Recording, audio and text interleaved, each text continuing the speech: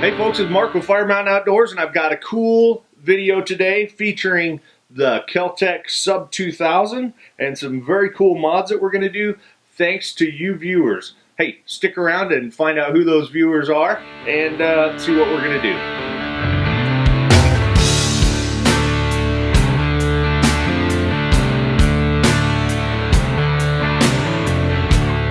Texas, are you my friend? You live so close to In our initial testing and review of the Kel-Tec Sub2000, we found it to be amazingly accurate, a ball to shoot, and stone cold reliable. But you know, I had to deal with my cheekbone being mashed up against here in order to get a sight picture and making it not all that fun to shoot.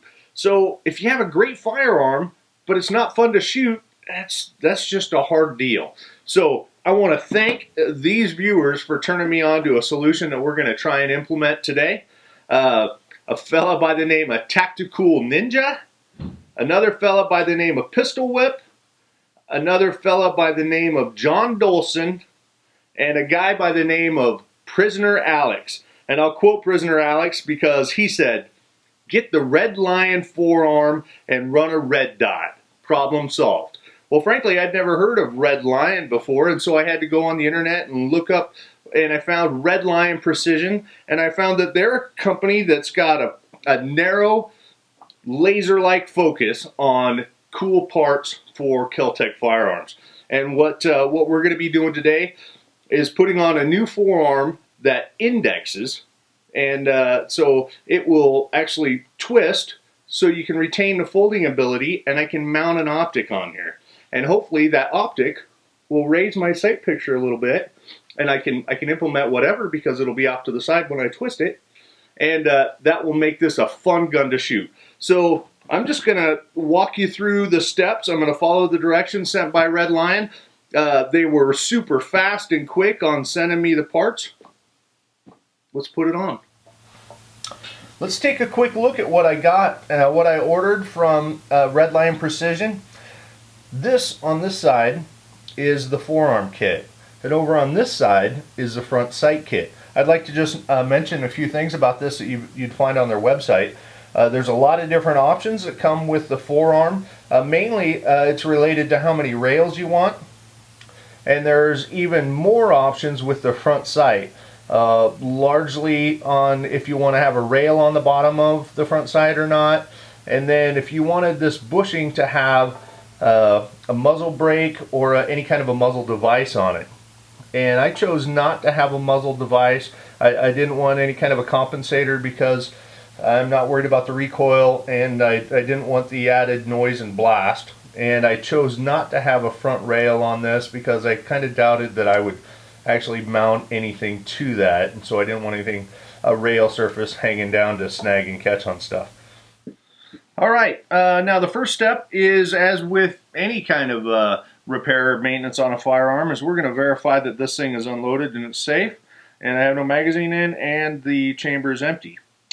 So in the instructions here, they actually said to, they wanted you to take the front sight off first, but we're gonna skip ahead just a little bit, and we're gonna take off the handguard. And the reason that we're doing that is this front sight is held on to the barrel with Loctite, and we're going to apply some heat with a heat gun to that to bust that Loctite loose so we can pull that front sight off. And I don't want to, I need to heat this portion of the barrel up, but I don't want to melt this stock. So we're going to take this handguard off first. We're just kind of jumping up a step, and I don't think it affects anything.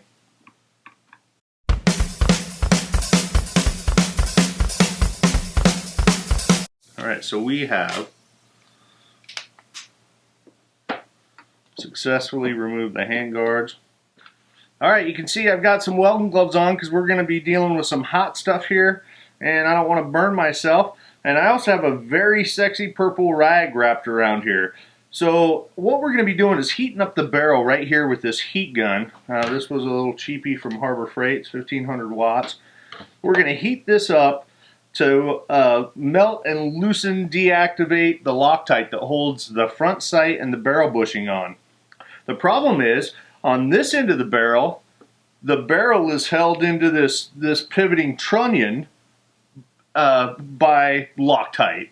It's really only Loctite that's holding the threads together. So if this Loctite melts here, then our front sight that we're going to put on can turn, and it'll screw up your accuracy because the barrel will be able to turn.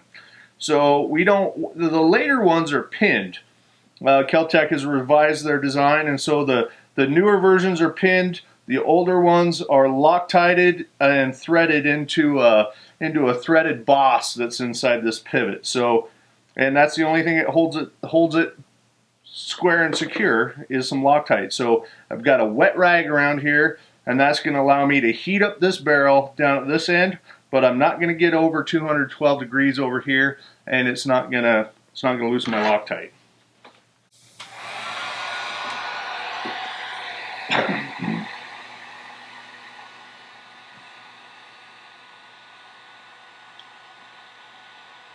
So the learning curve on this is straight up, folks. I haven't done this before. I've never taken the front sight off of a Kel-Tec Sub2000. So you're actually going to have an advantage over me because you're going to actually be able to see it done. I'm not keeping the heat gun in one particular spot. I'm spreading it around a little bit because I don't want to burn any of the finish off of here. And I'm just gonna keep working it, and when I think it's hot, it would be a smart thing to have an infrared thermometer to shoot it so you can see what the temperature was. But frankly, I don't know what temperature red Loctite melts at. I could look it up on the internet, but I'm just gonna heat this up and hopefully pull it off of there when it gets hot enough. It's not hot enough yet.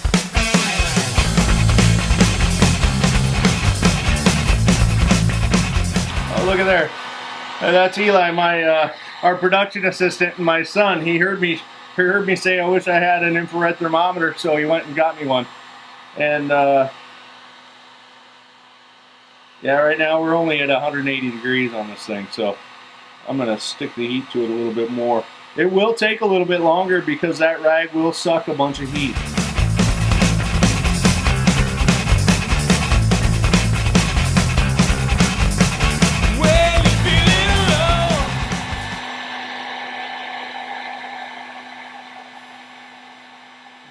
Okay, you can see I'm able to turn it now.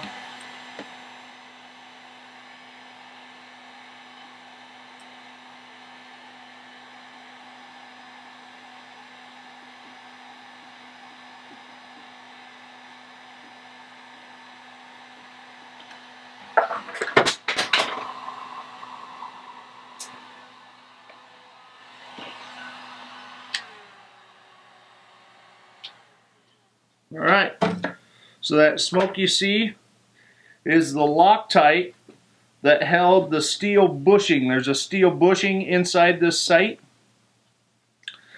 and we were able to pull off this front sight unscathed. We could reuse this if we wanted to. So I think the directions suggested that cutting it off with a Dremel tool and destroying it, and then doing this procedure that we did just like that to get the bushing off. But that would destroy this. So we're going to put that. I always like to keep all the original parts, so I just have a big pile of original parts that I never ever use again. So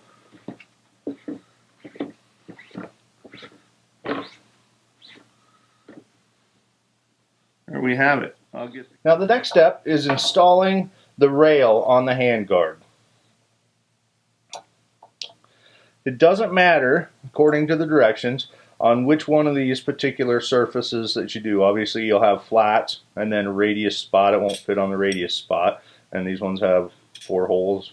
So we're just going to pick one and we're going to go with that. It comes with these little nuts, and if you've got long enough fingers you can reach in there with that with your finger and hold the nut in there and then place the rail on top, drop the screw in, and then begin to tighten it. So you see those nuts have a little bushing that goes through the hole that centers it, and they've got a square edge that will catch and not let them turn. So we're not going to tighten all these until we get them all installed, and then we're going to evenly tighten them. If you got short fingers, you can use a popsicle stick or some other means of holding those up in place.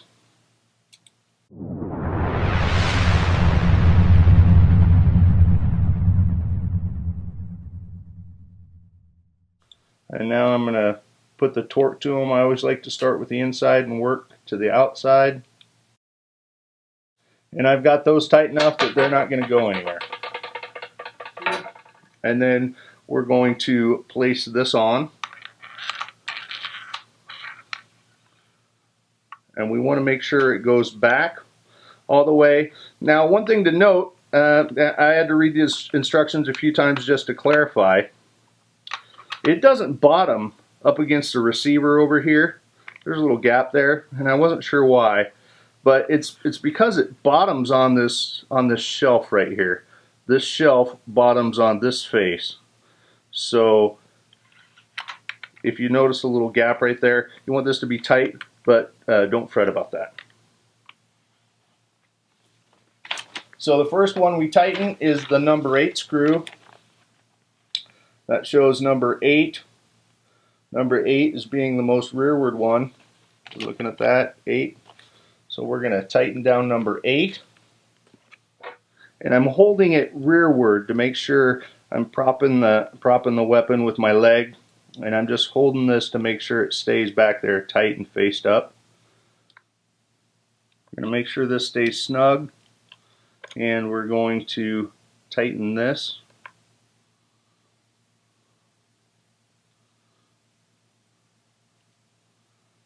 And we only want to tighten it until this ear, this is going to clamp together, the two halves, and we want those ears that are sticking out here, those are going to contact that square nut.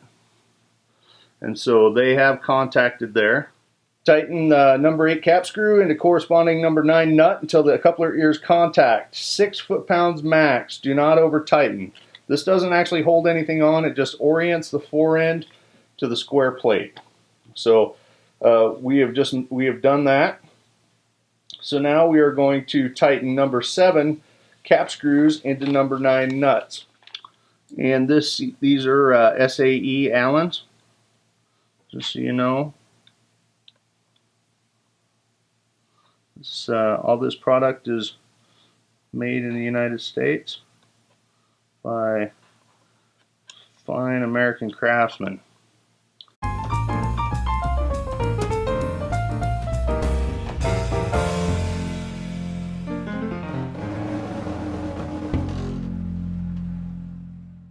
And according to the directions, it is 9 foot-pounds, or basically as tight as you can get them. So that's what we're going to do. And once again, try and tighten them as evenly as you can. And then when you get one tight, go revisit the other, because they share clamping forces and it might have loosened up the other.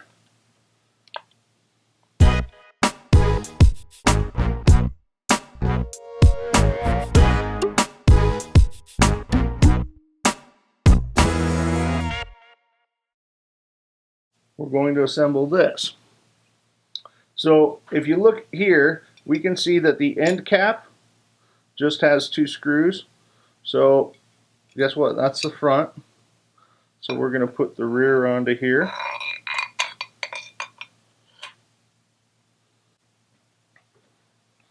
Now to mount the forearm to the adapter. It doesn't matter which way you index it because you can spin it later. So just for the sake of keeping my sanity, I'm going to mount that at the top. And these are Torx heads, and there are 8 of them. So we're just going to put these in and get them all started, and just slightly snug. And then we'll come back and tension them all.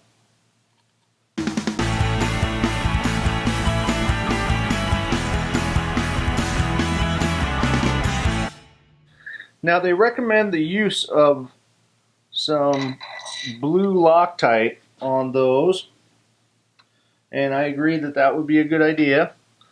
But you know, I'm not sure if I'm going to put that AFG on. So I don't want to fight with these small fasteners with Loctite on them in order to disassemble this to get my fingers back in there to put another rail on.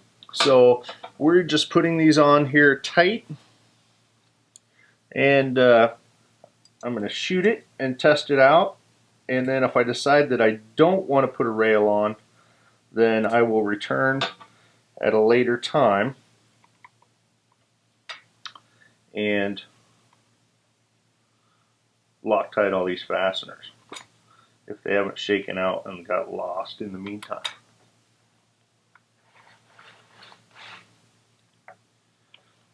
So I can see I was working off camera for you. What I was doing while I was chatting about that is I've installed the end cap on the end of this. So there she is. She's installed.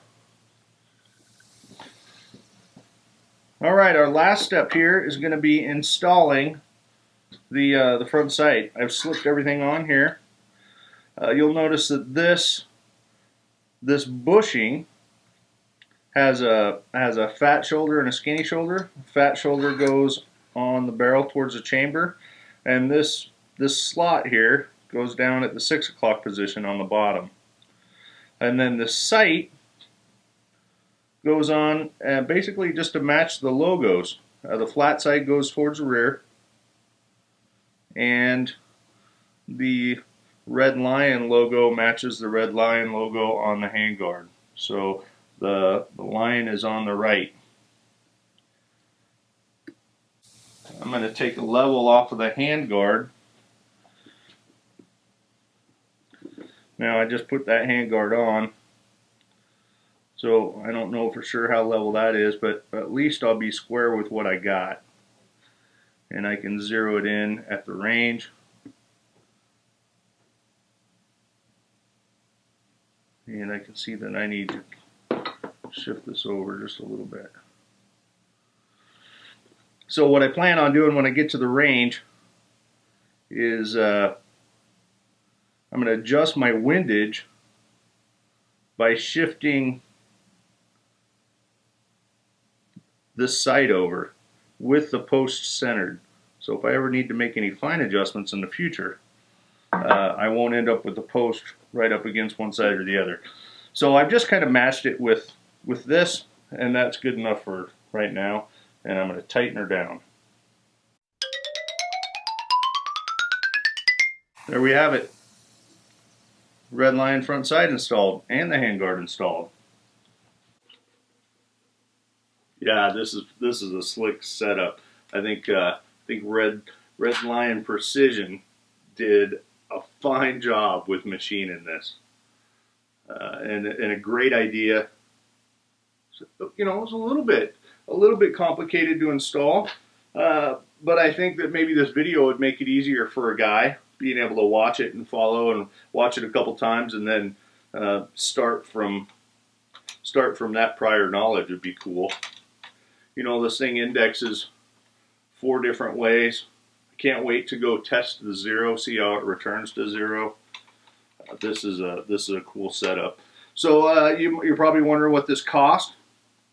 The handguard setup like this is $178, and The front sight is $78, about 80 bucks. The shipping was free on that.